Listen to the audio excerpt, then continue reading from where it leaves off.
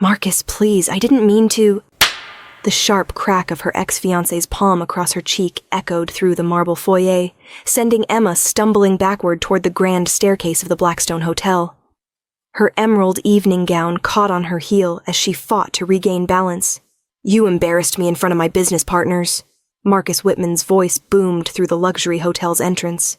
His usually pristine blonde hair was disheveled, his designer tuxedo wrinkled from his aggressive movements. "Do you have any idea what you've cost me tonight?" Emma pressed her hand to her burning cheek, her long auburn hair falling like a curtain around her face. "I only asked if the charity was legitimate. I didn't know—" "You didn't know because you never think." Marcus grabbed her wrist, his manicured fingers digging into her pale skin. 5 years I've wasted on you, and this is how you repay me? By questioning my judgment in public. The 28-year-old kindergarten teacher had never seen this side of her fiancé before. Sure, Marcus had always been controlling, always needed to be the center of attention at his corporate events, but this rage was something entirely different. Something terrifying. "Marcus, you're hurting me." Emma tried to pull away, but his grip only tightened. "Please, let's just go home and talk about this calmly." "Home?" His laugh was bitter, cruel. "There is no home for us anymore, Emma. Not after tonight. Not after you made me look like a fool in front of Vincent Torino." At the mention of that name, Emma felt a chill run down her spine. Even she knew who Vincent Torino was. Everyone in the city whispered about the mysterious businessman who owned half the restaurants, hotels, and nightclubs downtown. The man whose steel-gray eyes seemed to see everything, whose presence commanded respect and fear in equal measure. "I saw the way you looked at him," Marcus continued, his voice dropping to a venomous whisper. "The way you smiled when he spoke to you. Did you think I wouldn't notice?" "That's insane. I barely said 2 words to him." "Liar!" Marcus's free hand came up again, but this time Emma was ready. She ducked, trying to escape his grasp, but her heel caught in the hem of her dress. Time seemed to slow as she felt herself falling backward toward the marble stairs. Her green eyes widened in terror as she realized what was about to happen. But instead of releasing her to break her fall, Marcus gave her wrist a violent shove. "Maybe this will teach you some respect," he snarled. Emma's world tilted as she tumbled toward the unforgiving stone steps. She closed her eyes, bracing for the impact that would surely break bones, possibly worse. But instead of cold marble, she found herself caught in strong, warm arms that smelled of expensive cologne and danger. Her eyes flew open to meet the most intense, steel-gray gaze she'd ever encountered. Vincent Torino held her effortlessly, his powerful frame steady despite catching her full weight. At 35, he was devastatingly handsome, in a way that spoke of both refinement and barely contained violence. His black hair was perfectly styled, his olive-toned skin spoke of Mediterranean heritage, and his tailored black suit probably cost more than Emma made in 6 months. "Are you hurt?" His voice was deep, accented with just a hint of something European. Italian, perhaps. His large hands were gentle as they supported her, but she could feel the coiled strength in his touch. For a moment, Emma couldn't speak. She was lost in those storm-gray eyes that seemed to see straight through to her soul. I don't think so," she whispered. Vincent's jaw tightened as he looked from her reddened cheek to the man standing at the top of the stairs. With fluid grace, he set Emma on her feet, keeping one protective hand on her lower back. "Marcus Whitman." Vincent's voice carried the quiet authority of a man accustomed to being obeyed. "I believe you have something to say to the lady." Marcus's face had gone pale, all his earlier bravado evaporating in the presence of the most powerful man in the city. "Mr. Torino, this is a private matter between me and my fiancé." "Ex-fiancé," Emma said quietly, surprising herself with her firmness. She pulled the engagement ring from her finger, a gaudy 2-carat diamond that had never felt right, and let it clatter to the marble floor. Vincent's lips curved in what might have been approval. "You heard the lady. I suggest you leave. Now. You can't just... Marcus started down the stairs, his face reddening with renewed anger. Emma, you're making a mistake. You need me. Without me, you're nothing but a pathetic teacher who'll end up alone with a classroom full of other people's children. Hey, just before we continue, please go down and press the subscribe button so I can prove to my mom that I can do this. Thank you. The words hit Emma like physical blows. They were her deepest fears, the insecurities Marcus had fed for years, making her feel small and worthless. But Vincent stepped forward, and suddenly Marcus's descent down the stairs stopped abruptly.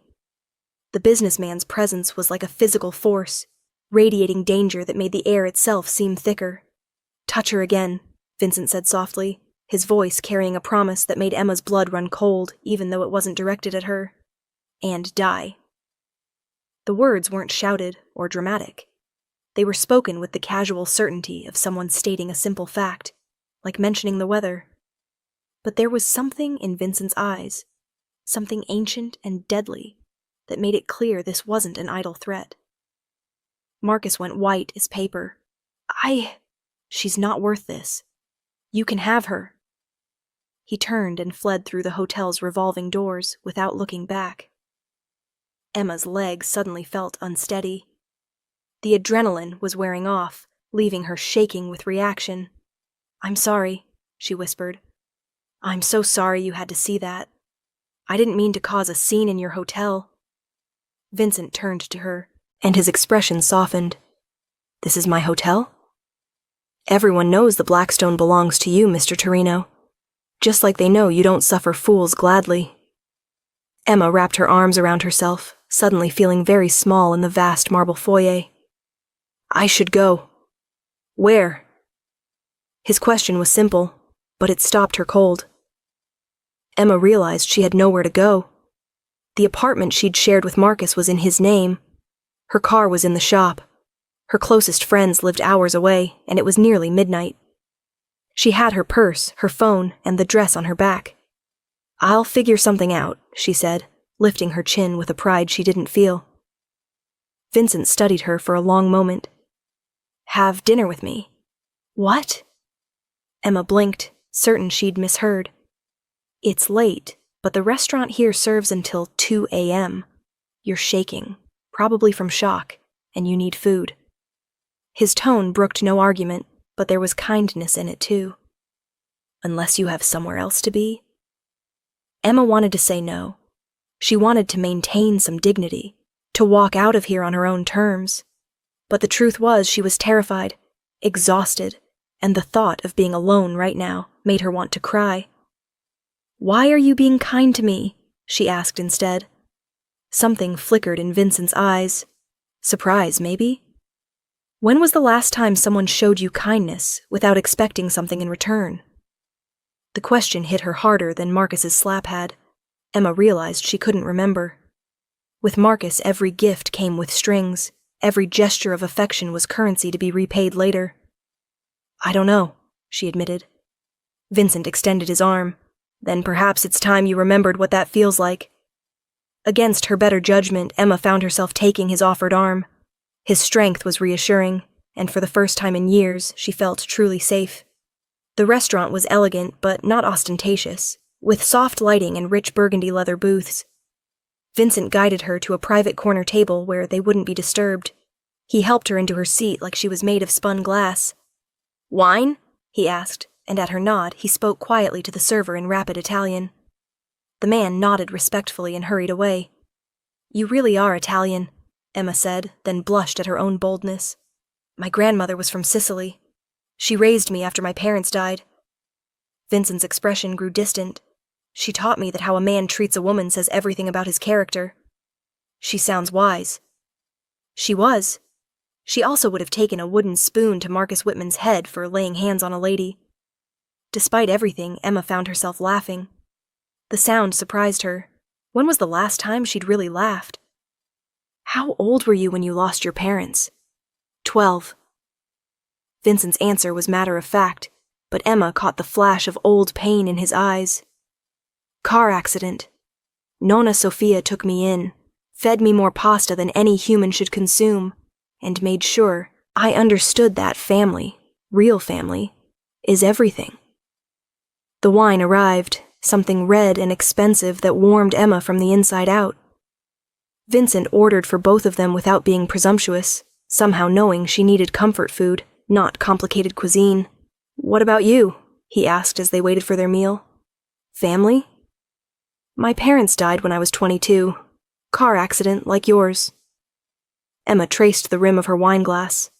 "No grandmother to take me in, though. Just student loans, a teaching degree, and the determination to make something of myself. Teaching is honorable work." Emma looked up, surprised. "Marcus always said it was a waste of my potential, that I was too pretty to spend my life with other people's children." Vincent's jaw tightened. "Marcus Whitman is a fool. Children are our future. Shaping young minds, giving them the tools they need to build better lives. There's nothing more important." "You really believe that?" "I know it. My nonna couldn't read English when she came to this country, but she made sure I could. Education opens doors, creates opportunities." He leaned forward, his intensity making Emma's pulse quicken. "What you do matters, Emma. Don't let anyone tell you otherwise." Tears pricked at Emma's eyes. When was the last time someone had validated her career choice? Her passion? Marcus had spent 5 years slowly eroding her confidence, making her feel like her dreams were silly, her ambitions too small. "Why do you care what I think?" she asked. Vincent was quiet for a long moment. "Because I've spent my entire adult life surrounded by people who tell me what they think I want to hear. Politicians, business partners, employees, they all smile and nod and agree with everything I say. But you questioned a charity tonight because you genuinely cared about where the money was going. You risked your relationship, your social standing, because you have principles." "Look how well that turned out," Emma said bitterly. "It turned out perfectly. You discovered your fiancé's true character before you married him. You saved yourself years of unhappiness." The food arrived, rich risotto with wild mushrooms for her, something that looked like the world's most perfect pasta for him. Emma realized she was starving and dove in with more enthusiasm than was probably proper. Vincent watched her eat with something that might have been affection. "Better?" "Much." Emma dabbed at her lips with the linen napkin. "Thank you. For dinner, for everything. I don't know what would have happened if you hadn't caught me. I would have killed him."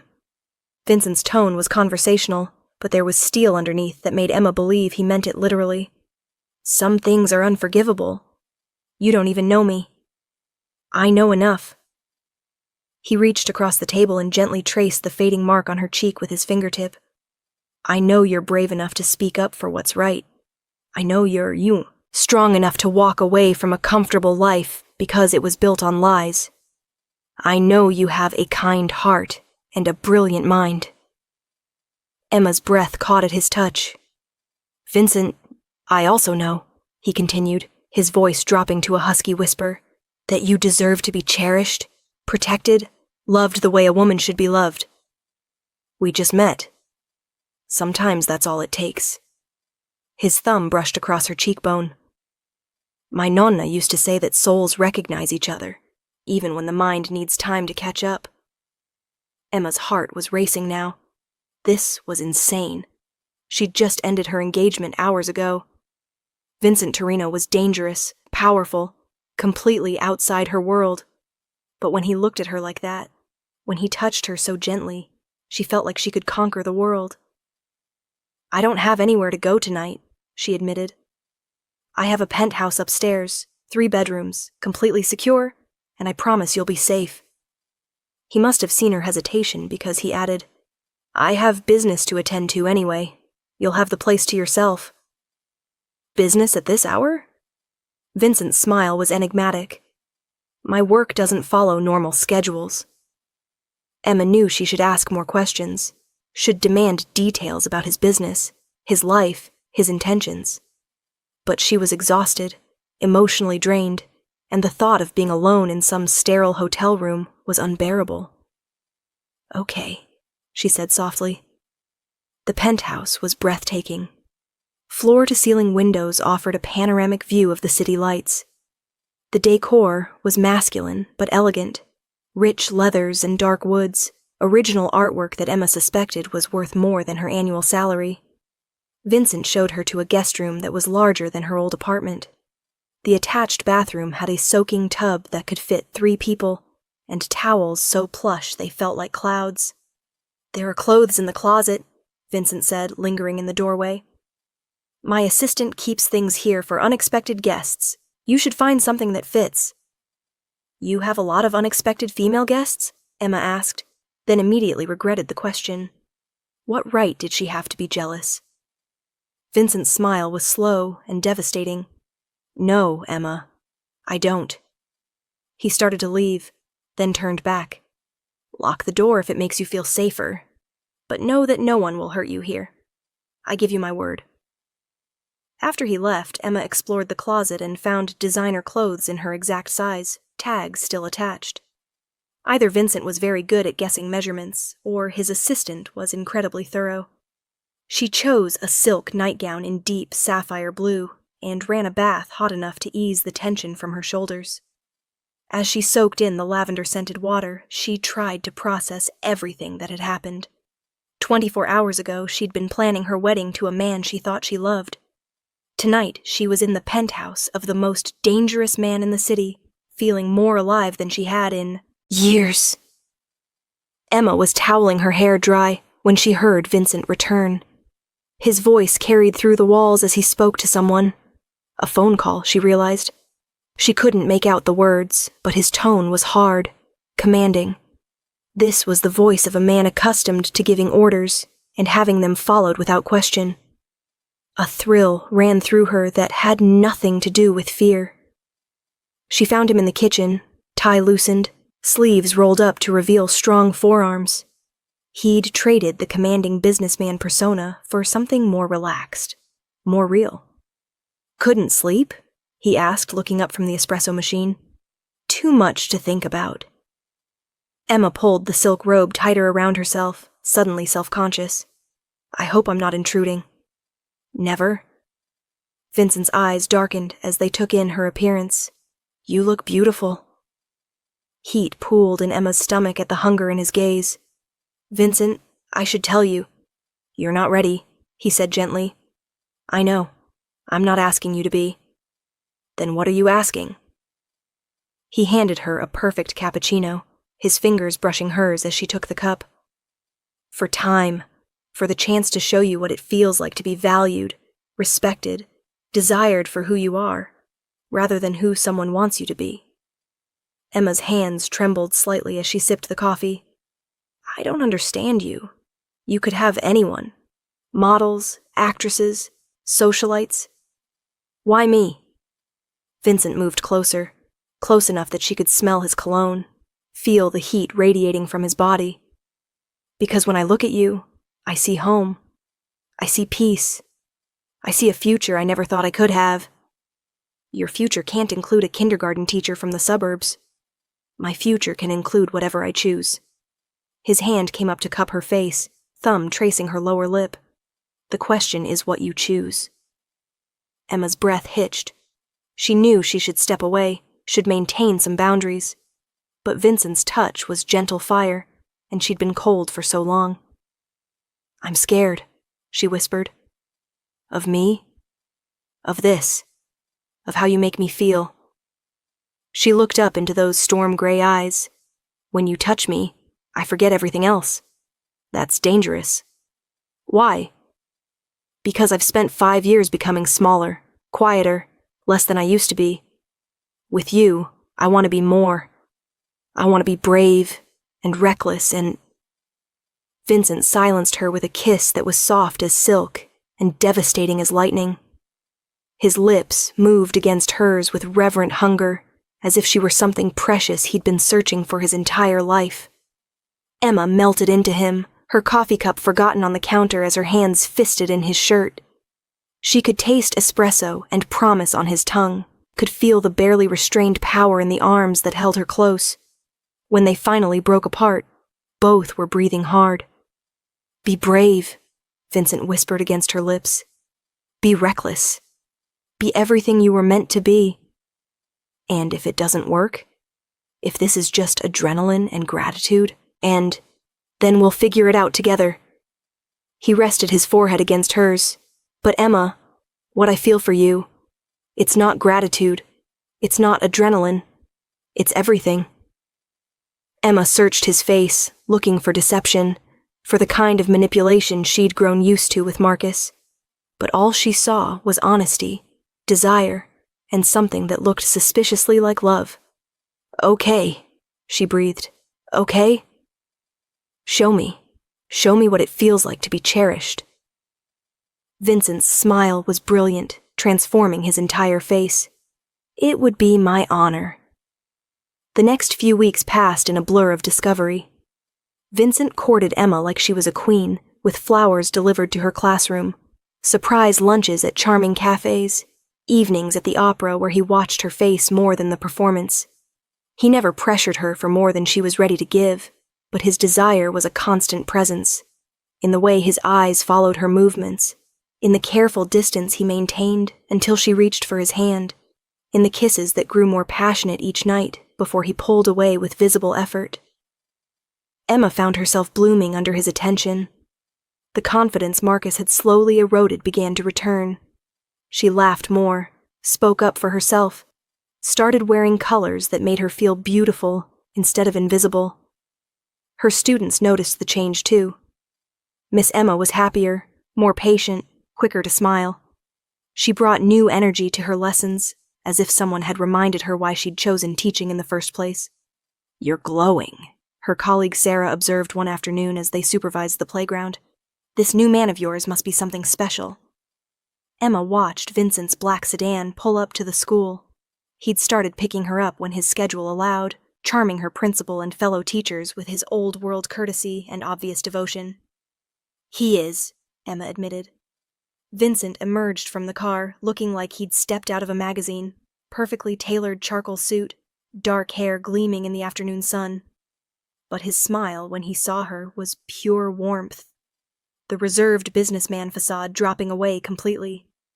Several of Emma's students noticed him and waved. Vincent actually waved back, his expression soft as he watched the children play. "Miss Emma!" 6-year-old Lucy bounded over, all pigtails and gap-toothed grin. "Is that your prince?"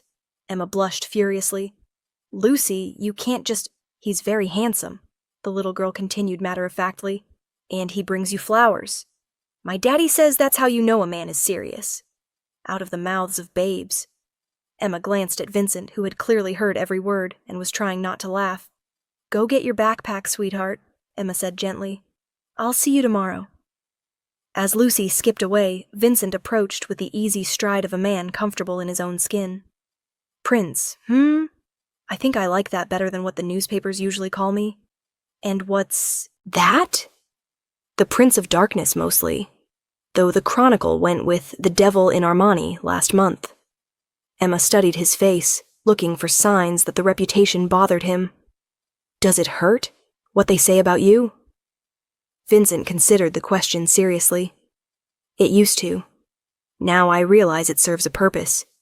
Fear keeps enemies at a distance, makes business negotiations smoother. But it also keeps good things at a distance," Emma said softly. "It did, until you." He offered her his arm. "Dinner tonight?" "Actually," Emma said, surprising herself with her boldness, "I was thinking we could eat in. I could cook for you." Vincent stopped walking. "You want to cook for me?" "I'm a good cook. Marcus never liked—" She caught herself. "Sorry, I'm trying not to compare everything to my past. Don't apologize, and for the record, I would love nothing more than a home-cooked meal." Vincent's voice was husky with emotion. "No one has cooked for me since my grandmother died." That evening, Emma stood in Vincent's state-of-the-art kitchen, feeling slightly overwhelmed by the professional-grade appliances. She'd settled on pasta, something simple but elegant that wouldn't be ruined if she was nervous. Vincent sat at the kitchen island, sleeves rolled up, tie discarded, looking more relaxed than she'd ever seen him. He'd opened a bottle of wine and was telling her stories about his grandmother, his voice warm with memory. Nonna Sofia insisted on making everything from scratch. Pasta, bread, even growing her own tomatoes on the fire escape of our tiny apartment. He gestured with his wineglass. She said food made with love tastes different than anything else. Emma looked up from the simmering sauce. Is that why you wanted me to cook for you? For the love? The words hung in the air between them.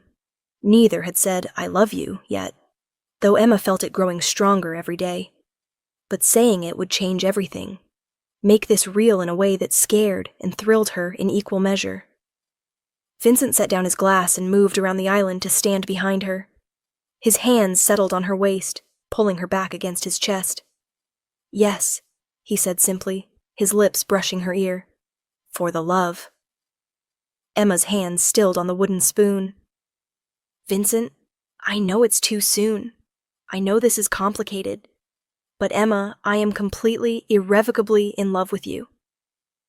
His arms tightened around her. You don't have to say it back. I just needed you to know. Emma turned in his arms, her heart pounding. What if I wanted to say it back? Do you? I love you, she whispered, the words tumbling out like a confession. I love your strength and your gentleness. I love how you make me feel brave. I love that you see me, really see me, and think I'm worth protecting. Vincent's kiss was fierce, desperate, full of months of restrained passion, finally given free rein. Emma kissed him back with equal fervor, her hands tangling in his hair, her body pressing against his with shameless need. When they broke apart, both were breathing hard, and the smell of burning garlic filled the kitchen. The sauce, Emma gasped, spinning to rescue dinner. Vincent laughed, the sound rich and joyful. I don't care about the sauce. But Emma was already stirring frantically, adding wine and fresh herbs to salvage the meal. I wanted it to be perfect. It is perfect. Vincent watched her bustle around his kitchen like she belonged there, his expression soft with wonder. You're perfect. They ate by candlelight in the dining room, the city sparkling below them through the massive windows. The pasta was delicious. Emma had saved the sauce after all, but Vincent barely seemed to taste it. He was too busy watching her, as if he still couldn't quite believe she was real. What happens now? Emma asked over dessert, tiramisu from the hotel's pastry chef, since Emma's culinary ambitions had limits. Now you move in with me, Vincent said matter-of-factly. Emma nearly choked on her wine. What? Your lease is up next month anyway. I had it investigated. At her startled look, he had the grace to look sheepish. I wanted to make sure Marcus couldn't use it to hurt you. And you spend half your time here already. It was true. Emma had been staying at the penthouse more often than her own small apartment, drawn by Vincent's presence and the safety he represented. People will talk, she said weakly. Let them. I want the world to know you're mine. Vincent reached across the table to take her hand. Unless you're not ready, I'm ready. The certainty in her own voice surprised Emma. I'm terrified, but I'm ready. Vincent's smile was radiant. He stood and pulled her into his arms, spinning her around the dining room as she laughed with pure joy. There's one more thing, he said when he set her down. What? Instead of answering, Vincent dropped to one knee right there in his dining room, producing a ring box from his jacket pocket. Emma's hands flew to her mouth as he opened it to reveal the most beautiful ring she'd ever seen. Not the gaudy showpiece Marcus had chosen, but an elegant vintage setting with a perfect princess-cut diamond surrounded by sapphires. Emma Catherine Wells, Vincent said, his voice steady despite the emotion in his eyes. Will you marry me? Vincent, we've only been together 3 months. I knew after 3 days. The rest was just making sure you felt the same. He stayed on one knee, patient and sure. I love you. I want to build a life with you, have children with you, grow old with you. I want to wake up every morning knowing you're mine, and fall asleep every night with you in my arms. Emma's eyes filled with tears. Happy tears this time. Yes, she whispered. Then louder. Yes, of course, yes. Vincent slipped the ring onto her finger with hands that shook slightly. It fit perfectly, catching the candlelight like it was made for her hand. How did you know my size? Emma asked through her tears. I had my jeweler guess based on photographs. If it didn't fit, we would have had it resized. Vincent stood and cupped her face in his hands. I've been carrying this ring for 2 weeks, waiting for the perfect moment. This was perfect. Emma rose on her toes to kiss him. You're perfect. No, Vincent said against her lips, but I'll spend my life trying to be perfect for you. The wedding was planned for 6 months later, long enough to do it properly, short enough that Vincent wouldn't lose his mind waiting. Emma wanted something elegant, but not ostentatious, something that celebrated their love without becoming a media circus. Vincent, who could have filled a cathedral with business associates and politicians, instead helped Emma plan an intimate ceremony for family and close friends. He flew in her college roommate from California, tracked down her favorite teacher from high school, even located a distant cousin she'd mentioned once in passing. The night before the wedding, Emma stood in the penthouse that had become her home, watching the city lights twinkle below. Tomorrow she would become Mrs. Vincent Torino. The scared, small woman who had fallen down those hotel stairs 8 months ago was gone, replaced by someone confident, cherished, loved. Having second thoughts? Vincent's voice came from the doorway. Emma turned to smile at her fiancé. Never. Just thinking about how much has changed. Regrets? Only one. Emma moved into his arms, loving how perfectly she fit against him. I regret that I wasted so many years not knowing what real love felt like. Vincent's kiss was soft, sweet, full of promise for their future. We have the rest of our lives to make up for lost time. The wedding was everything Emma had dreamed of and more. She walked down the aisle of the small chapel to Vincent's brilliant smile, her dress a confection of silk and lace that made her feel like a princess. When he took her hands at the altar, Emma saw tears in his storm-gray eyes. You are my heart, Vincent whispered as they exchanged rings. My home, my everything. And you are my protector, Emma replied, her voice clear and strong. My love, my forever. When the minister pronounced them husband and wife, Vincent's kiss was gentle, reverent, full of awe that this woman, his woman, had chosen to spend her life with him. The reception was held at the Blackstone Hotel, in the same ballroom where they'd first met. Emma laughed when she realized Vincent had planned that on purpose. Full circle, he murmured as they swayed together during their first dance. No, Emma corrected, her eyes shining with love and joy. This isn't an ending, Vincent. It's our beginning. As if summoned by her words, several of Emma's students appeared at the edge of the dance floor with their parents. Vincent had invited her entire class, along with their families. Little Lucy waved enthusiastically. You got your prince, Miss Emma, she called out, making the nearby guests chuckle. Vincent threw back his head and laughed, the sound rich with happiness. Yes, he said, loud enough for everyone to hear, and the prince got his princess. Emma's heart overflowed as she looked around at the faces surrounding them. Friends, family, students, colleagues, all gathered to celebrate their love. This was what happiness looked like. This was what it meant to be cherished, protected, loved beyond measure. I love you, Mr. Torino, she whispered against Vincent's lips. I love you too, Mrs. Torino, he replied, forever and always. As they kissed to the applause and cheers of their guests, Emma knew that she had found her fairy tale ending. Not because a powerful man had swept her off her feet, but because she had found someone who saw her true worth and loved her exactly as she was. The scared woman who had been pushed down those stairs was gone forever. In her place stood a confident, cherished wife who knew without doubt that she would be loved and protected for the rest of her life.